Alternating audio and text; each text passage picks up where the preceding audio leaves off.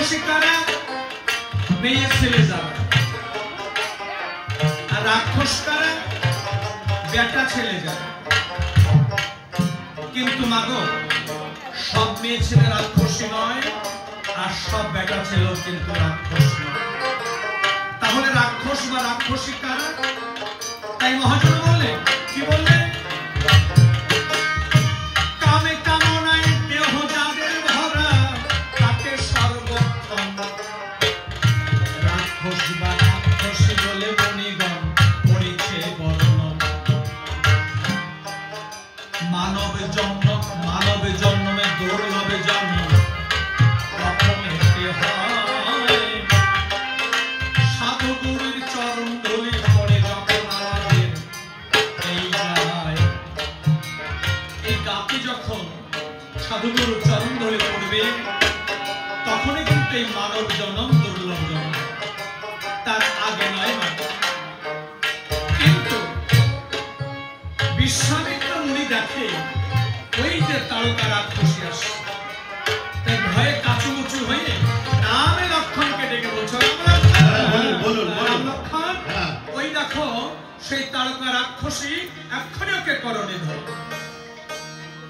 রাম লক্ষণকে দেখিয়ে দিয়ে ওই বিশ্বামিত্র মুনি ভয় পেয়ে বালির গর্তের মধ্যে মাথা ঢুকিয়ে দিয়ে পা দুটো উপর দিক দিয়ে রাম রাম আর হসছে না, বাম বাম বাম। দেখেছেন? দেখবেন যারা ট্রেনে বাদাম বিক্রি করে, তারা বাদাম বাদাম কিন্তু কেউ পায় না, কয় নাকি?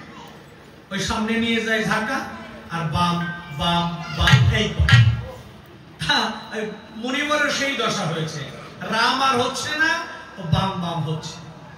লক্ষণ দেখেছে যে বিশ্বামিত্র মুনি তাদের গুরু বালির মধ্যে মাথা ঢুকিয়ে দিয়ে পা দুটো উপর দিক দিয়ে রাম রাম বলছে। তাই লক্ষণ বলছে, দাদা দাদা ওই দেখো গুরুদেবের অবস্থা কি, চলো আগে গুরুদেবকে রক্ষা করি। কিন্তু ভগবান রামচন্দ্র বললেন, না না, গুরুর কাছে পরে যাব, আগে সম্মুখে তারকা রাক্ষস এসেছে, আগে তারকা রাক্ষসকে নিধন করো। পক্ষী ধাইল ধানকীরা ধনুকে দিয়ে চড়ায়, কি ধাইল ধানকীরা ধনুকে দিয়ে চড়ায়, কি ধাইল ধানকীরা। মন্ত্রী রেখা দিয়ে তখন দাঁড়ালো দুই ভাই, কি ধাইল ধানকীরা তাদের সঙ্গে যুদ্ধ করে কেমন বিরাট, কি ধাইল ধানকীরা মানে মানে গগনমণ্ডল অন্ধকার, কি ধাইল ধানকীরা কেহ কারো দেখে না রে, সারা অন্ধকার, কি ধাইল ধানকীরা আমার মরণ অন্ধ তার মুখকে সমাতে, কি ধাইল ধানকীরা ঝরে নাহি পারে তাহার কেশর নালিতে, কি ধাইল ধানকীরা আমার মরণ অন্ধ তার নবদয় উত্তরী, কি ধাইল ধানকীরা তারকারা খসি আসে হুঙ্কার চাই, কি ধাইল ধানকীরা অন্তপুরে প্রভু বস্ত্রবান এক, কি ধাইল ধানকীরা তারকার লক্ষ্য মাঝে বজ্রস্বামী, কি ধাইল ধানকীরা তারকার লক্ষ্য মাঝে বজ্রস্বাম পড়ে, কি ধাইল ধানকীরা আনন্দে পড়ল যদি ওই নিশাচরী, কি ধাইল ধানকীরা শতযোজন বিস্তার করে ওই নিশাচরী, কি ধাইল ধানকীরা দেবদেশ পণ্ডিতের অমৃত হরিয়ে, কি ধাইল ধানকীরা তারকারি হইল ধনুকে দিয়ে চড়ায়,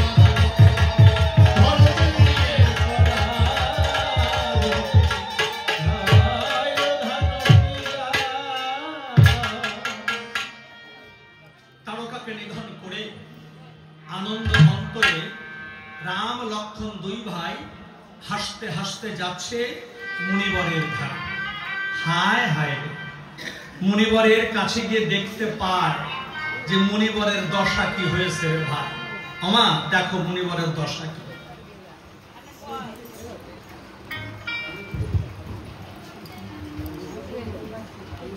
মুনিবরের কাছে গেছে, মুনিবরের কাছে গিয়ে দেখতে পায়, হায় হায় রে, মুনিবরের দশা কি হয়েছে। ও গোসাই, গোসাই, ও গোসাই, আমা কোন দোকানের পেট্রোল ভরিছে আমার জানা নাই। ভালো দোকান কোনটি? ভৈরবচন্দ্র, যারা ভালো পেট্রোল বিক্রি করে।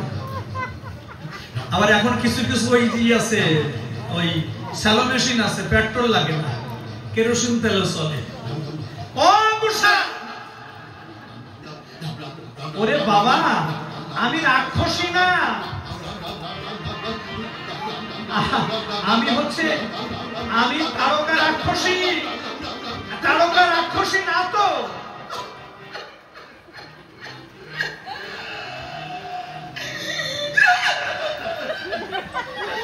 ও গোসাই,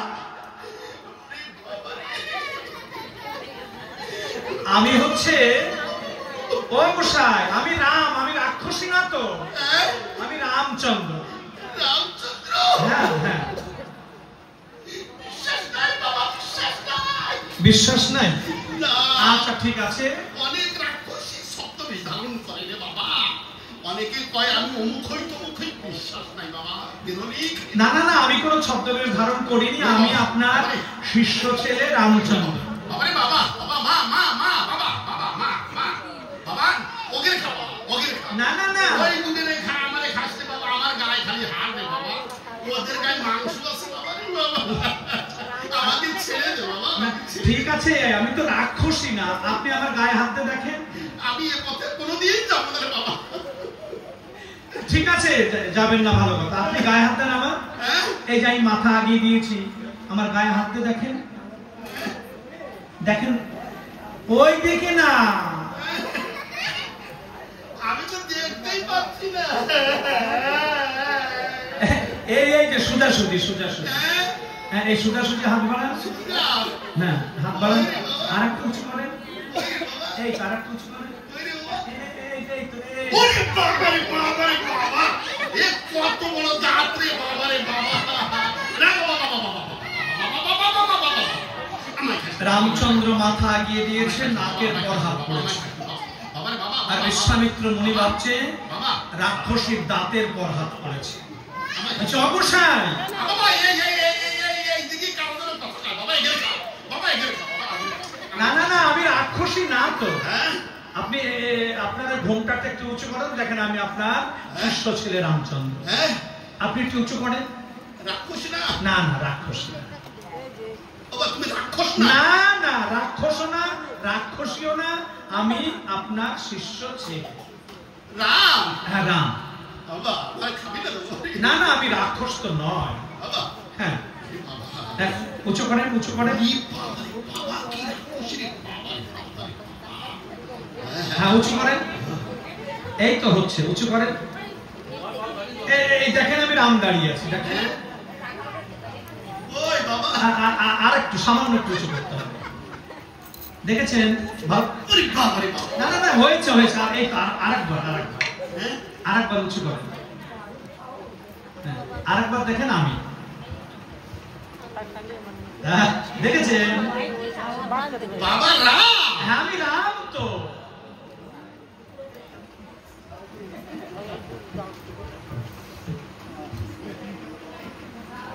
বাবা হ্যাঁ বাবা হ্যাঁ বাবা হ্যাঁ, বাবা আবা, বাবা হ্যাঁ আবা,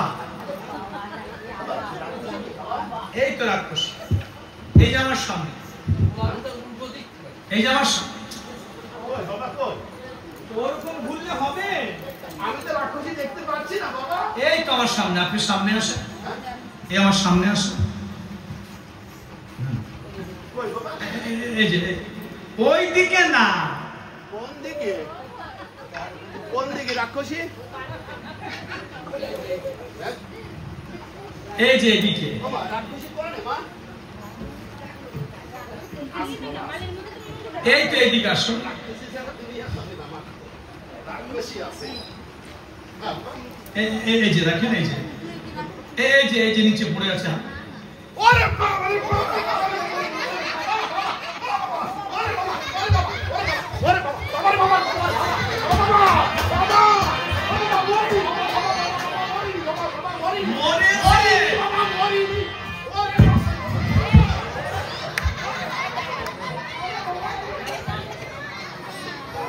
আরে মরেছে তো, বলছি মরেছে। হ্যাঁ, আপনি দেখেছেন নড়েছে কেন জানেন? আপনি যখন মাটিতে পড়ে গেলেন, আপনার গায়ে যে বসন রয়েছে, বসনের বাতাস ওই রাক্ষসীর বসনে লেগেছে, ওই বসন উড়ে উঠেছে।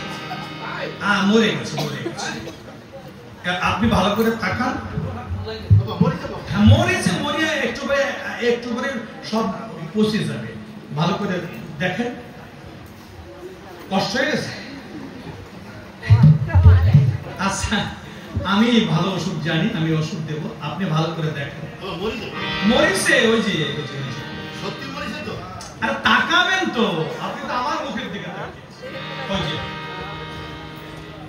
ওরে রাক্ষসী, হ্যাঁ, তুই জীবনে অনেক বড় মাংস ধরে ধরে খেয়েছিস। আজকে যখন তো সুযোগ পাইছি,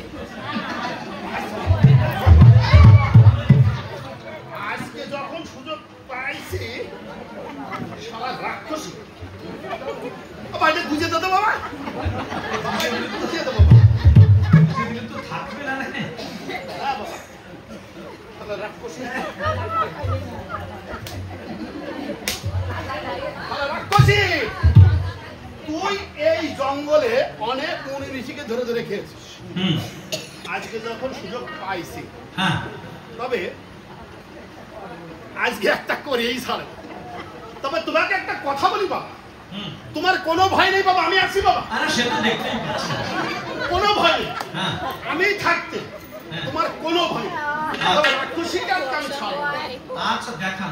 তবে যে মুখেও খেয়েছে বাবা, যে মুখ দিয়েও খেয়েছে এই নর মাংস, সেই মুখটা দিয়ে আমি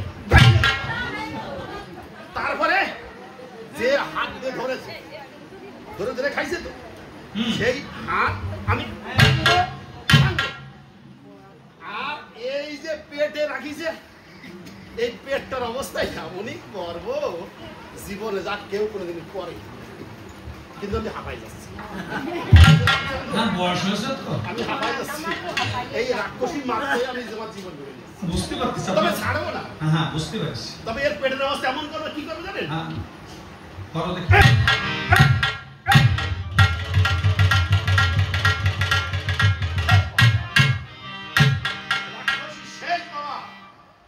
আমি যতক্ষণ আছি তোমার কোনো ভয় নেই, তুমি বাবা বেঁচে থাকো বাবা, কোনো ভয় নেই বাবা, আমি আছি বাবা। বিশ্বামিত্র মুনি বললেন, গোসাই, রামচন্দ্র বললেন, গোসাই, আমার একটা জিনিস সুবিধা হয়েছে। বলে কি? রাম বললেন, আমি যদি কোনোদিন রুটি খাই তাহলে আমার যাতা কলে যেতে হবে না, আপনাকে নিয়ে আসলেই হবে।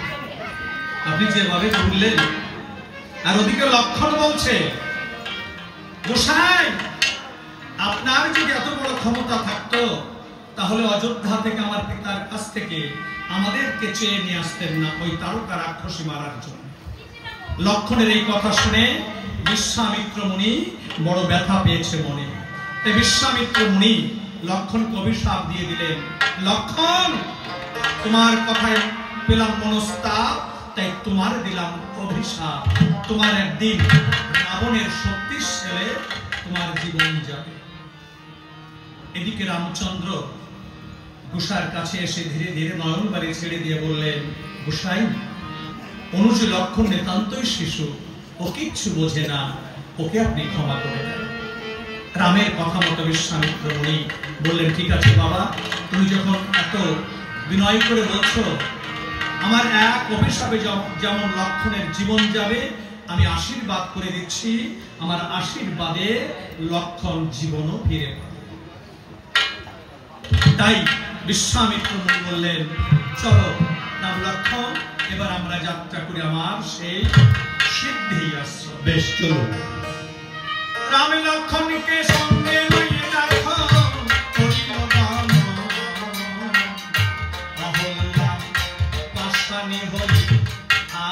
জীবন ধীরে ধীরে রামের লক্ষণকে নিয়ে মনে বড় যায় অহল্যা পাশাই হয়ে আসে যে জায়গায় বিশ্বামিত্র মনি বলে অপরাম সনদিয়াম পাশানকে চরণ ধরি পরদিয়ার এই কথা শুনে নবর গোসাইকে কয় কেন কেন চরণ ধরি দেব এই পাশানের মাথায় একেবারে বলো গোসাই গো শুনি তব ভাবে এবার ওই পাশান খানি এলো জলের ভিতরে বিশ্বামিত্র মনি বলে অপরাম সনদিয়া গৌতম মুনির স্ত্রী অহল্যা আমি বলিলাম এখন এই কথা শুনে প্রভু তখন গোসাইকে ডেকে কয় কোন প্রকারে চরণ ধুলি দেব না ওই পাশানের মাথায় রাম বলল অবশ্যই না না ও তো ব্রাহ্মণের শির পরে আমি চরণ ধুলি দিতে পারবো না কোন প্রকারে বিশ্বামিত্র মুনি পড়ে গেল বিপদে তাই বিশ্বামিত্র মুনি বললেন বাবা এক কাজ করো কি তোমরা এই পাষাণে ঘিরে দুই ভাই নৃত্য করো দেখা যাক এরপরে কি হয় তাই কি করেছে পাষাণে ঘিরে দুই ভাই নাচিতে লাগিল এমন সময় বিশ্বামিত্র মুনি পবনকে ডাকি দিল পাষাণে ঘিরে দুই ভাই দেখো নাচিয়া বেড়ায় বাতাসে উড়িয়া ধুলা লাগিল পাষাণের গায়ে পাষাণেতে পড়িল যখন রামের চরণে ধুলি নিমেষেতে পাষাণ খানি হইল মানবিনী মানবিনী হইয়া অহল্যা প্রভুকে দেখতে পায় নয়ন জলে ভেসে ভেসে প্রণাম জানায় অহল্যা পাষাণ থেকে মুক্তি পেয়ে তাকিয়ে দেখতে পায় প্রভু রাম দয়াময় সম্মুখে দাঁড়িয়ে রয় তাই রামের স্তুতি করছে ওরে আমার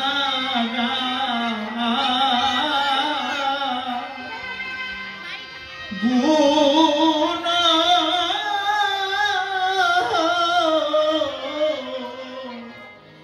নিধিরে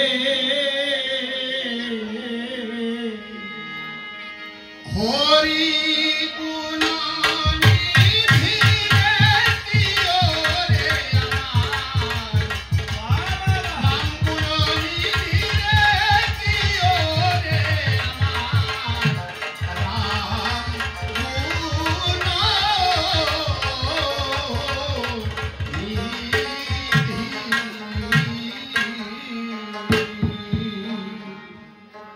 নম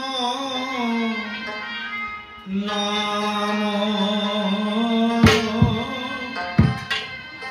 আমার রামে চন্দ্র অব নম অনরে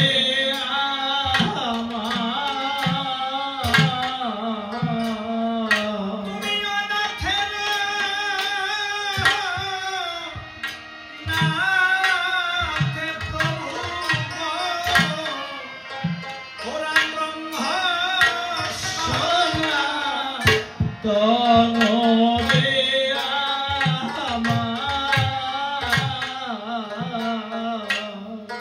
একবারে কৃপা করো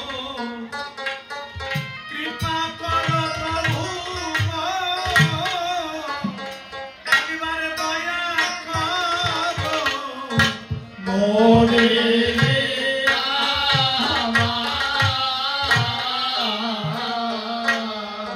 আমার শরীর প্রভু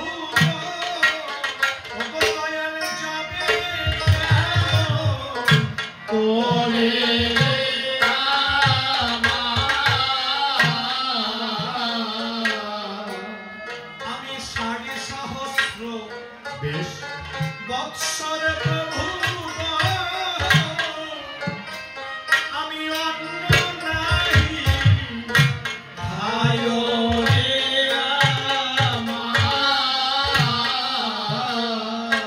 আমি 7,000 বৎসর প্রভু আমি নিদ্রা নাহি যায় রে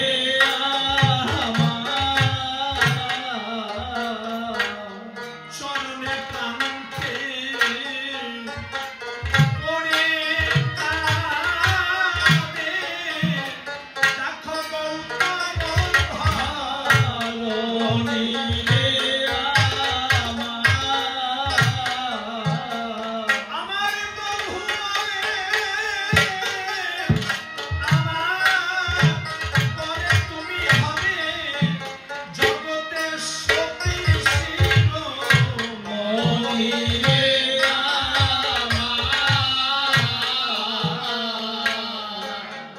ভগবান রামচন্দ্র বললেন আমা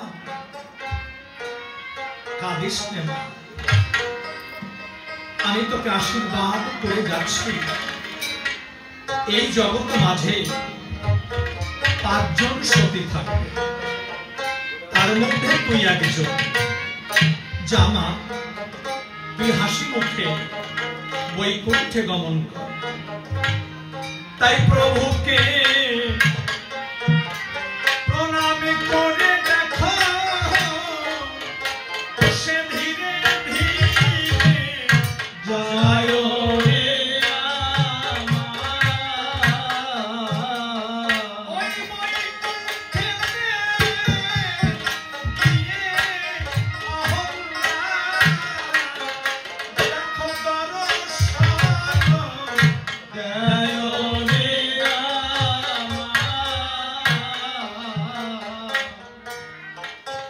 অহল্যাকে বর দিয়ে ভগবান রামচন্দ্র লক্ষণ এবং মুনিবর কোথায় এসে দাঁড়িয়েছে ভাগীরথী নদীর কিনারায় এসে দাঁড়িয়েছে ওই ভাগীরথী নদীর মাঝির নাম হচ্ছে মাধব কিন্তু এই ঘাটে বিশ্বামিত্র মুনি বহুবার পার হয়েছে কিন্তু মাধব একটু সরল সোজা তো মাধবকে একটা দিনের জন্য কোনোদিনও পারের কড়ি দেয়নি তাই বিশ্বামিত্র মুনি মনে মনে ভাবলেন আমি যদি মাধব মাধব বলে ডাকি ওই মাধব আজকে ডাক শুনবে তাই ভগবান রামচন্দ্রকে বললেন ও বাবা তুমি একবার তোমার মধুর সুরে মধুর কণ্ঠে মাধব মাধব বলে ডাকো তাই ভগবান পারের দায়ে নদীর কূলে দাঁড়িয়ে মাধব মাধব বলে ডাকছে ও মাধব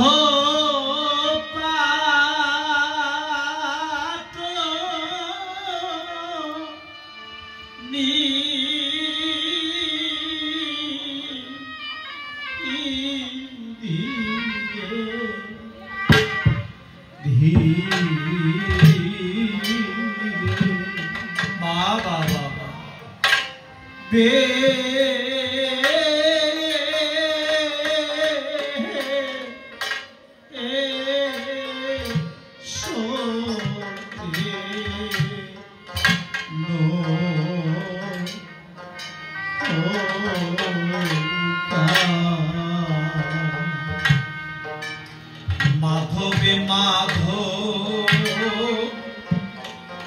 বলে ডাকে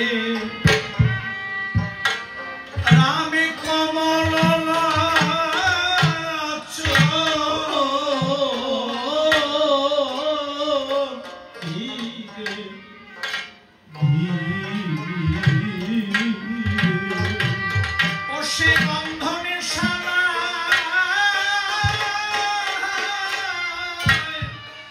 বসে বসে বসে করিল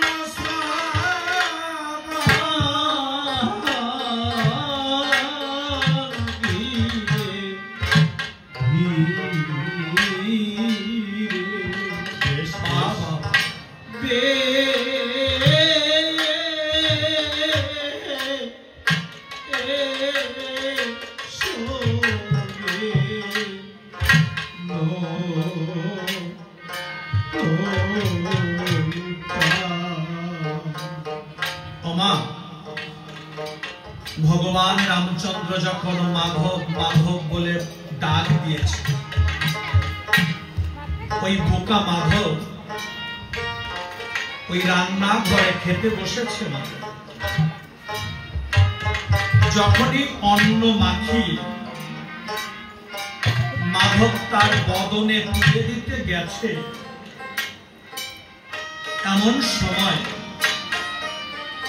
ভগবান রামচন্দ্র মাধব বলে ডাক দিয়েছে। কেমন ভাবে?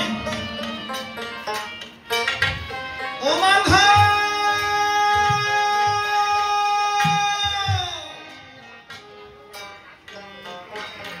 মাধব রে, ও বাবা, আমাদের পার করে দে মাধব। মাধব ওই ডাক শুনে দুই চোখের জল ছেড়ে দিয়েছে। মাধবের স্ত্রী ডুমন্নি দেখতে পায় ভাতের থালা সামনে নিয়ে তার স্বামী দুই চোখের জলে তার বুক ভেসে যায়। ডুমন্নি মনে মনে ভেবেছে যে আমি মনে হয় আমার স্বামীর কাছে কোনো অপরাধ করেছি, তাই হাত জোড় করে বলছে, ও প্রভু, এই দাসী কি তোমার চরণে কোনো অপরাধ করেছে প্রভু? মাধব বলল, না রে ডুমন্নি, না। অডুমন্নি, তুই আমার কাছে কোনো অপরাধ করিস? ডুমন্নি বলল, ও প্রভু, আমি যদি তোমার চরণে কোনো অপরাধ নাই করে থাকি,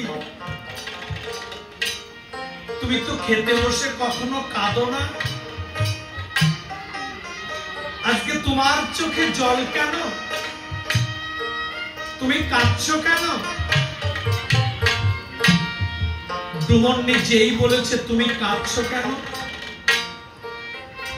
মাধবের বুকের মধ্যে যে জড় কান্না লুকানো ছিল, মাধব সইতে না পেরে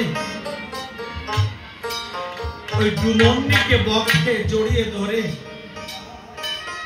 হাউ হাউ করে কেঁদে দিয়েছে। বলছে, ডুমন্নি রে, আজকে আমি কাঁদছি কেন জানিস? আমি জীবনে অনেক মানুষের ডাক শুনেছি, কিন্তু এত সুন্দর মধুর সুরে মধুর কণ্ঠে আমাকে কেউ কোনোদিন ডাকে না। অনুবন্নি, এই ভাত তুই তুলে রাখ, আমি আর ভাত খাবো না রে। ওমা, এ তো সত্যি কথা না গো। সে যদি একবার ডাক দেয় না, এই মায়ার সংসারে আর থাকা যায় না। আজকে আমার বাবাকে ডাক দিয়েছে, তাই তো এত সুন্দর সংসার। এমনকি নিজের ছেলে মেয়ের কথা আমার বাবার মনে নাই। আজকে দীনবন্ধুর ডাকে সাড়া পেয়ে আমার বাবা চলে গেছে। তাই মাধব বলছে, অডুমনি আমি আর ভাত খাবো না রে, তুই ভাতের থালা তুলে রাখ। বাবা মাধব কি করেছে জানো? তরি বেয়ে ওই মাধবে যখন যায়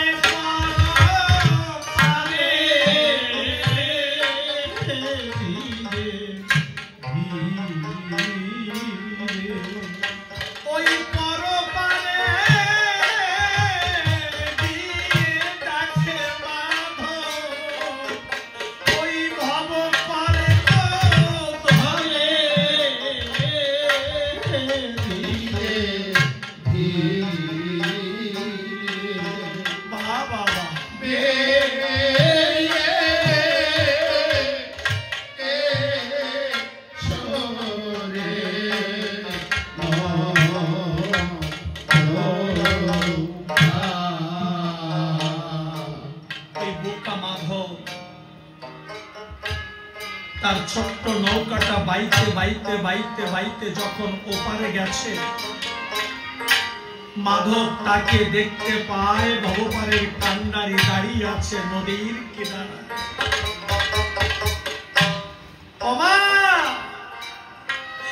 মাধব যে নৌকাটা কাঠের নৌকা ভাগীরথী নদীতে এপার ওপার খাওয়া দেয়, ওই নৌকা নয় মাগো।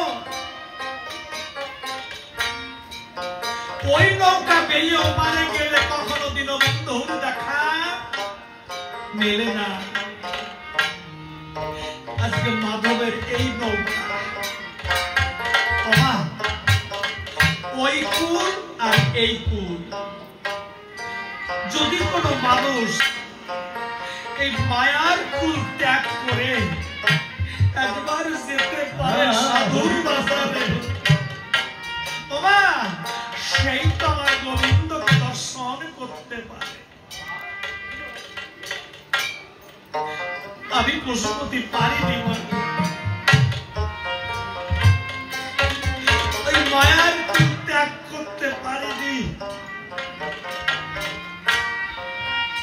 বিশ্বামিত্র মুনি মাধবকে ডেকে বলছে, মাধব রে, তোর ভাগ্য আজকে ভালো রে মাধব।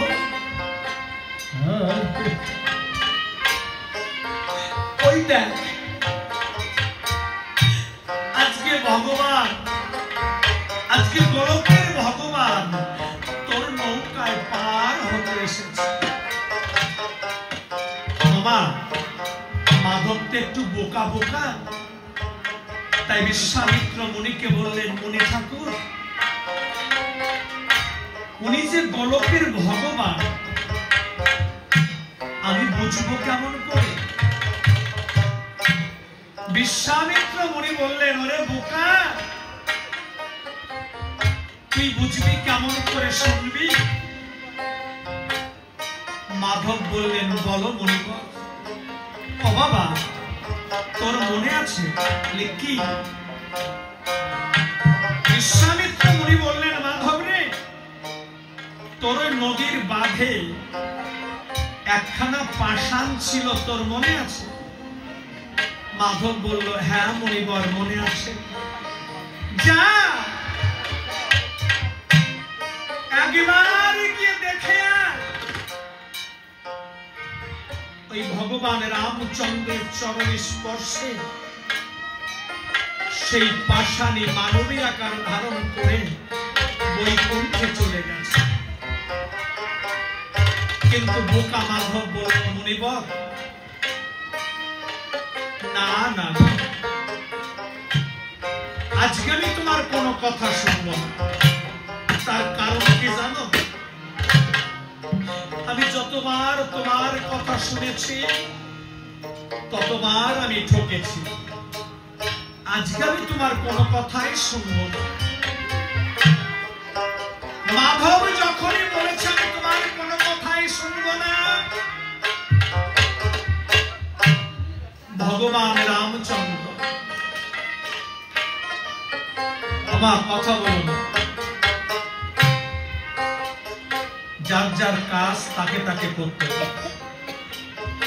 আমি যদি হেঁটে সাধু সঙ্গে না যাই, আমাকে কেউ পাও ধরে হাঁটিয়ে নিয়ে যেতে পারে। চুপচাপ বসে গান শোন।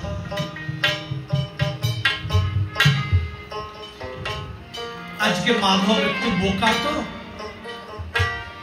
তাই বললো আমি তোমার কোনো কথা শুনবো না। ভগবান রামচন্দ্র আখি বাড়ি ছেড়ে দিয়ে মাধবের গোচরে এসে মাধবের হস্ত দুখানা বক্ষে জড়িয়ে ধরে বলছে, ও মাধব, মাধব রে, ও বাবা, যা বাবা।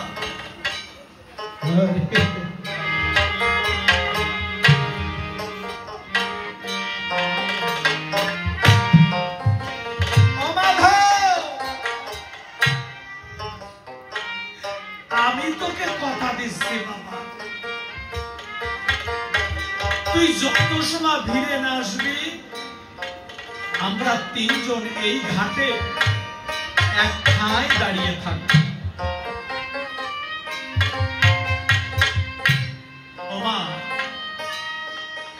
ভগবান সবাইকে কিন্তু কথা দেয় না মানো।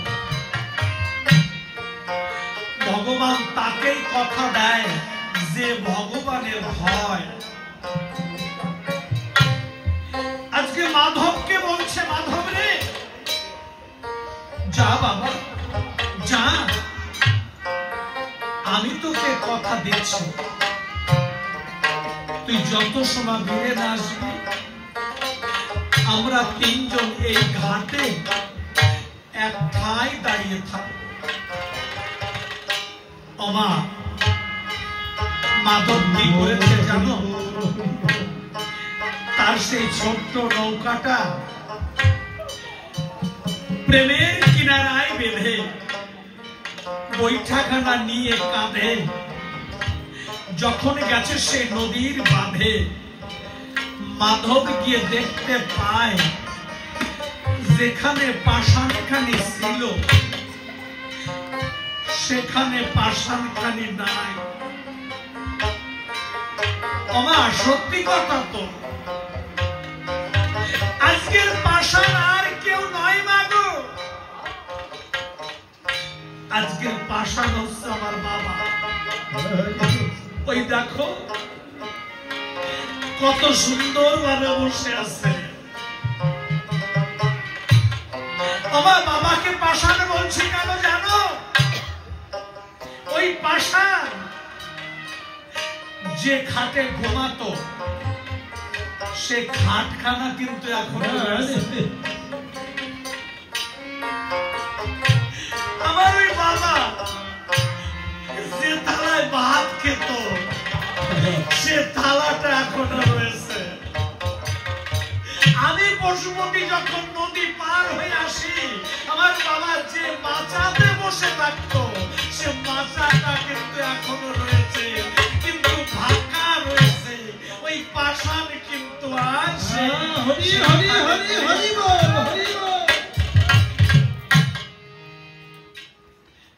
আছে কি জানো মাগো?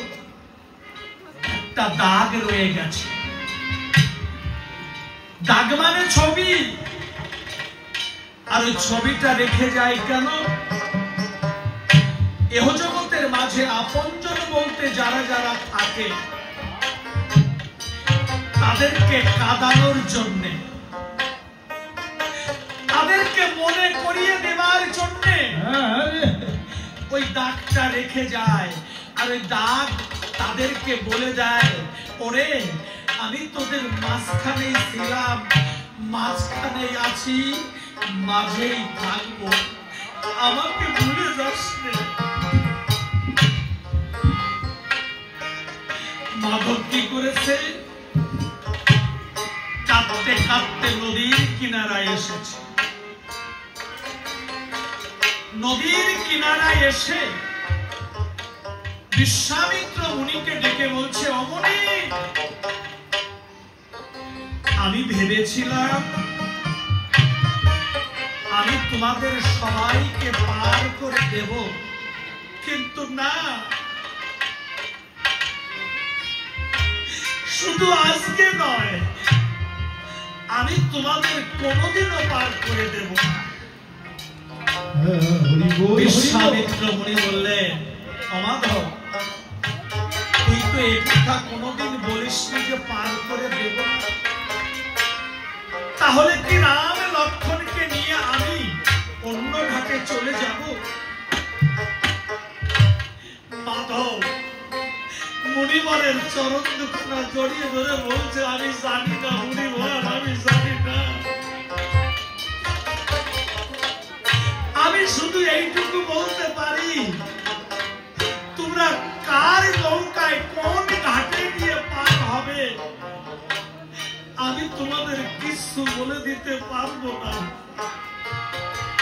তাই বিশ্বামিত্র মুনি কি করেছে, রাম লক্ষ্মণকে নিয়ে মুনি ঠাকুর দেখায় অন্য ঘাটে যায়।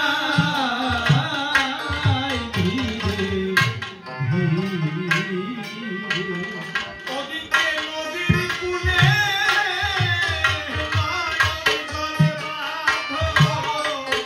দেখো কে দেব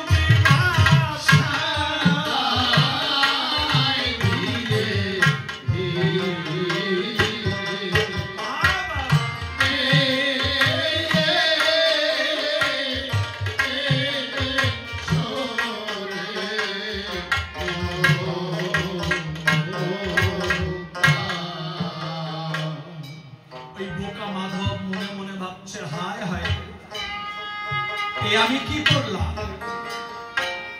আজকে আমি ভগবানকে চিনতে পারলাম না, ভগবানকে পার করে দিলাম না। তাই বোকা মাধব নিজেকে হারিয়ে ফেলে দিয়ে আঁখি বাড়ি দিয়ে ছেড়ে দু বাহু উত্তোলন করে ডাকছে, ও মুনি, মুনি ঠাকুর,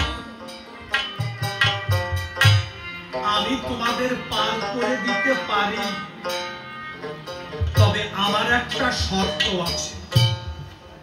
বিশ্বামিত্র মুনি বললেন, বল বাবা, আমাকে কোন শর্ত পালন করতে হবে? আমা, সেদিন ওই বোকা মানুষটা কি বলেছিল জানো? ওই বোকা মাধব সেদিন বলেছিল, মুনিবর,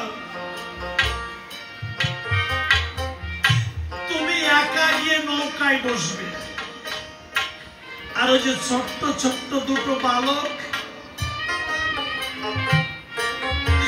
আমি তাদের কোলে বসিয়ে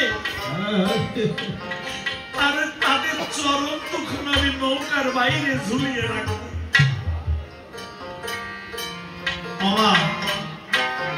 ভগবানকে কোলে করা চারটেখানি ব্যাপার না।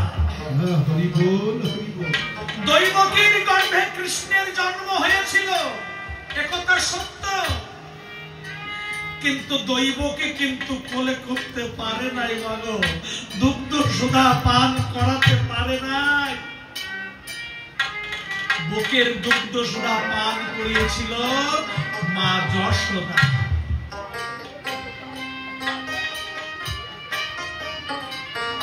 সবাই ভগবানকে কোলে করতে পারে না।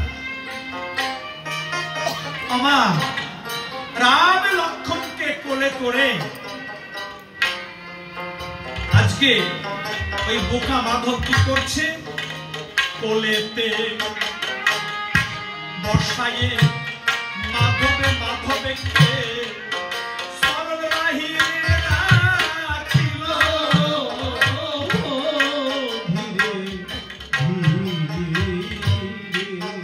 ওই দেখো গঙ্গা চলে বোকা মাধব চরণ ধোয়াতে লাগিল।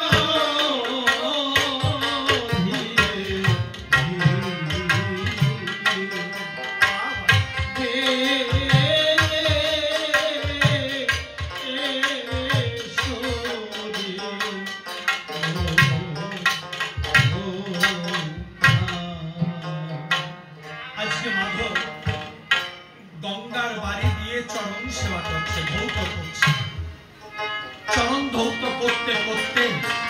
মাধব চিৎকার করে উঠেছে, বলছে অমনি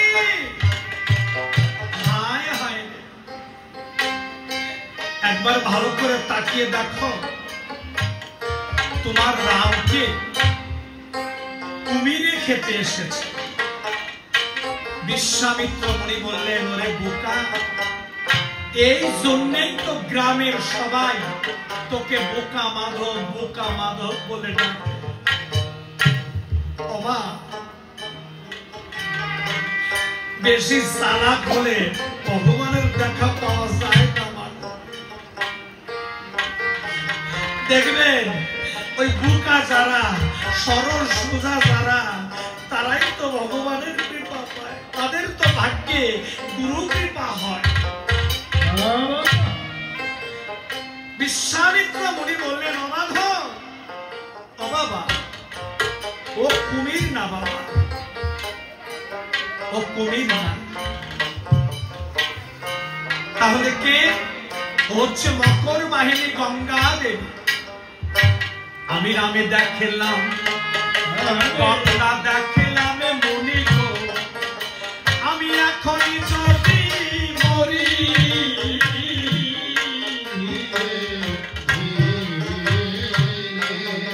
আমি হাসিতে খেলিতে যাব মুনি গো, বৈকুণ্ঠপুরী।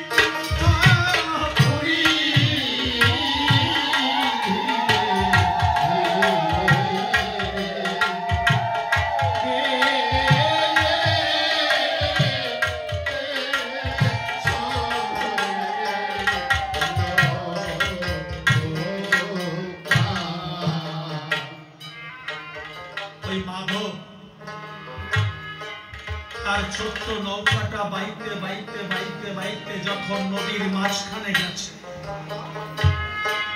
ওই মাধব তার সেই ছোট্ট নৌকাটাকে গঙ্গা নদীর মাঝখানে ঘূর্ণিপাক খাওয়াচ্ছে, মানে ঘোরাচ্ছে। যখন তরি ঘোরাচ্ছে, লক্ষণের অন্তরে রাগ হয়েছে। লক্ষণ বলছে, মাধব, এ তুই কি করছিস? নদীর মাঝখানে এসে তোর তরিটা ঘোরাচ্ছিস কেন? ভগবান রামচন্দ্র বললেন, লক্ষণে, মানুষের সঙ্গে ওইভাবে কথা বলতে নেই ভাই, আমি জিজ্ঞাসা করছি। তাই আজকে ভগবান রামচন্দ্র মধুর সুরে বললেন, ও বাবা মাধব, তুই তো তরিটা ভালোই পাইছি, কিন্তু নদীর মাঝখানে এসে এই তরিটা তুই ঘোরাচ্ছিস কেন? মাধব আমার দুই চোখের জল ছেড়ে দিয়ে বলল, ও প্রভু, বড্ড কষ্ট হচ্ছে, আমি তো তরি কোনোদিন ঘোরাই না, আমি তো আজকেই প্রথমবার ঘোরাচ্ছি। প্রথম ঘোরা দেখে তোমার বড্ড কষ্ট হচ্ছে, আমার কষ্ট হয় না? প্রভু,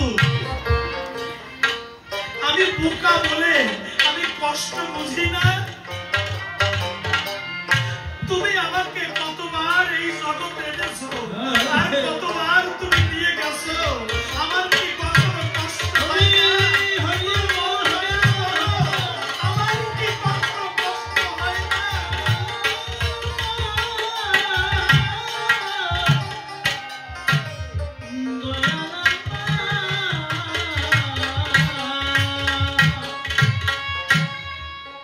আজকে মাধবের নয়নবাড়ি দর্শন করে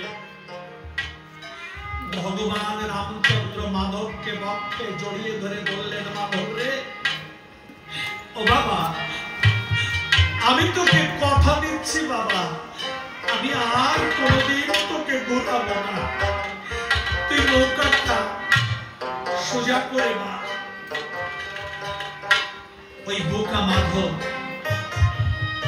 নৌকাটা বাইতে বাইতে বাইতে বাইতে যখন ওপারে লাগিয়েছে,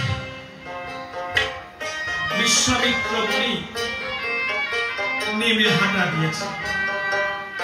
ওই বোকা মাধব দেখতে পায় যে মুনিবর নেমে চলে যায়, তাই রাম লক্ষ্মণকে কোল থেকে নামিয়ে রেখে দৌড়ে গিয়ে পথ আগলে ধরেছে। বলছে, মুনিবর, একই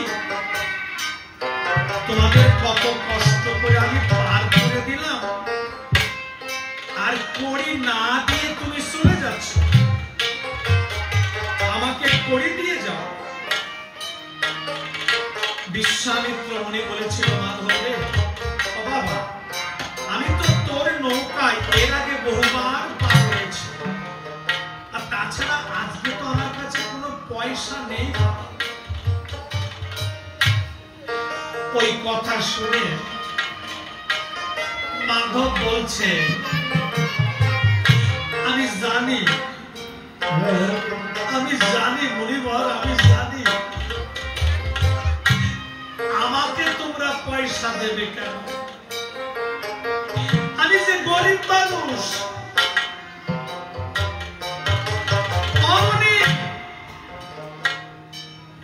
একবার আমার কথা তুমি ভেবে দেখেছ? যেদিন আমার গায়ে জোর থাকবে না, সেদিন আমি ওই ভাগীরথী নদীতে নৌকা বাইতে পারবো। যেদিন আমার চোখে কিছু দেখতে পাবো না, যেদিন আমার এই বদনে আমি হরি নাম কৃষ্ণ নাম কিছু নিতে পারবো না, সেদিন তুমি এই বোকা মাধব তোমাদের ঘাটে গিয়ে দাঁড়ায়, সেদিন হরি হরি আমাকে পার করে দেবে। প্রভু গো, এই দেহ পিঞ্জর ওরে ছেড়ে যে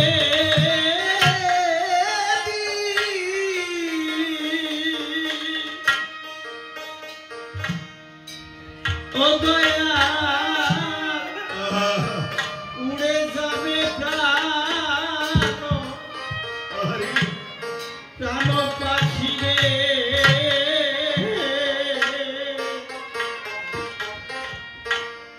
ও তুই কমল হস্ত বাড়িয়ে দিও প্রভু,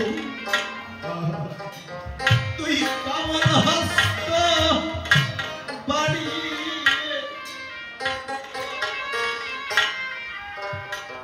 আমি ডাকি বানা ডাকি গো প্রভু, আমি ডাকি বানা ডাকি।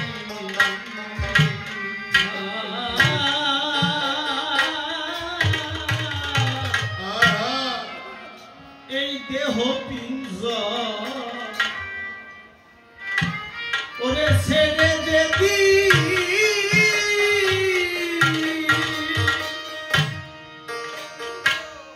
ও প্রভু গো,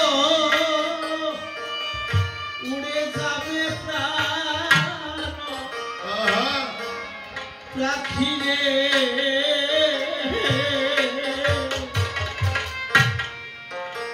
তুই কমল হস্ত বাড়িয়ে দিও প্রভু, তোমায় ডাকি বানা ডাকি গো প্রভু, তোমায় ডাকি বানা সেদিন তুমি বিনে কেউ নাই আমার, সেদিন তুমি বিনে কেউ নাই আমার, এই ভাবনা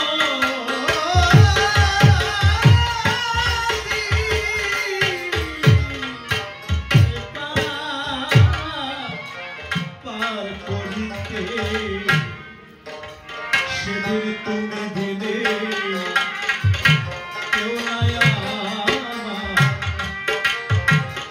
এই ভাবনা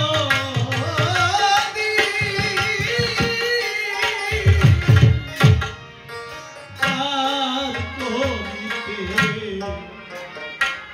সেদিন তুমি কেউ নাই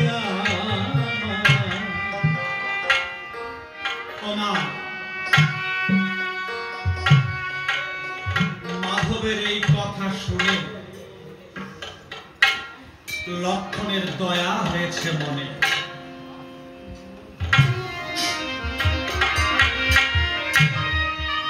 লক্ষণ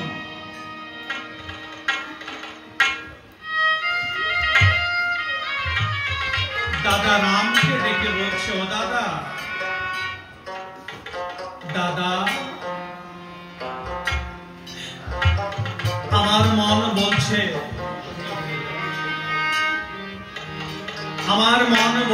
মাধব সত্যি সত্যি গরিব মানুষ। তুমি মাধবকে কিছু দান করো দাদা। আমার সেদিন ভগবান রামচন্দ্র মাধবকে কি দান করেছিল জানো? শরণ সুয়ায়ে করিতে যখন তীরেতে নামিল,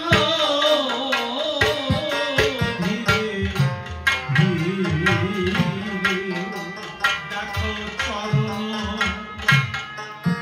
সুয়ায়ে করিতে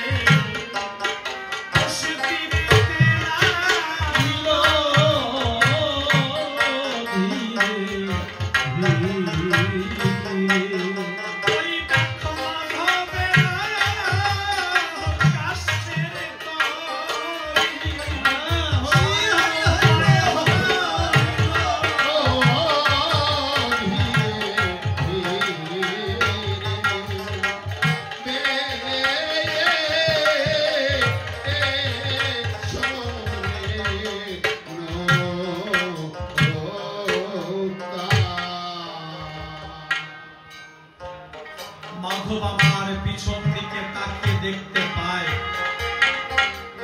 তার তরিতে আগুনের মতো বলকি ছুটছে। তাই ধরনের ধুলায় পড়ে মাধব মুনিবরকে ডেকে বললেন, মুনিবর, এ তুমি কি করলে? আজকে আমি একজন গরিব মানুষ বলে আমার ছোট্ট নৌকায় তুমি আগুন ধরিয়ে দিলে। বিশ্বামিত্র মুনি বললেন, ওরে বোকা, ও বাবা, ও আগুন না, ও আগুন না, প্রভুর চরণের স্পর্শে তোর ওই ছোট্ট নৌকাটা আজকে সোনা হয়ে গেছে। মাধব বলল, সোনা? আমি সোনা চাই না প্রভু, আমি সোনা চাই না। আমার যে প্রকৃত ভক্ত হয় পার্থিব জগতে সে কিচ্ছু ভালোবাসে না। তাই মাধব বলেছিল, আমি সোনা চাই না। ভগবান রামচন্দ্র বললেন, মাধব রে, বেশ বাবা, ভালো কথা, তুই সোনা চাস না, তাহলে বল আমার কাছে তুই কি চাস? মাধব বললেন, প্রভু গো, আজকে আমি তোমার কাছে যা চাইব তুমি আমাকে তা দেবে বলো। ভগবান রামচন্দ্র মাধবকে বললেন, বল বাবা, আজকে তুই আমার কাছে যা চাইবি আমি তোকে তাই দেব। মাধব কি চেয়েছিল জানো না? আমি চরণ